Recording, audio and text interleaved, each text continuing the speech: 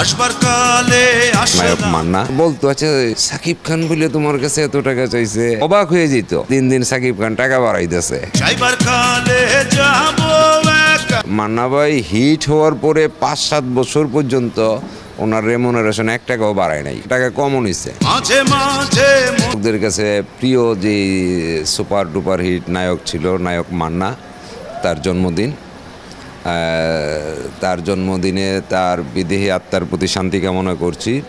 সেই সাথে এখনও যারা তাকে মনে রেখেছেন, দর্শকরা মনে রেখেছেন, তাদের উদ্দেশ্যে বলি আজকে মান্না ভাইয়ের জন্মদিন, শুভ জন্মদিন মান্না ভাই। এখন মান্না ভাই নিয়ে যদি কিছু বলতে চাই তাহলে তো আসলে সারাদিনই লেগে যাবে।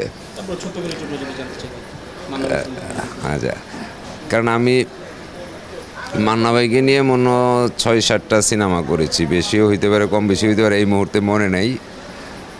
ওনার এক একটা সিনেমাতে এক এক ধরনের অভিজ্ঞতা বা এক এক ধরনের মান্নাকে দেখেছি, চিনেছি। চরিত্র অনুযায়ী সে কী করতে পারে, কতটুকু ডেডিকেটেড ছিল, মানে যতই দিন গেছে, যতই ছবি করেছি, এগুলা বুঝতে পেরেছি।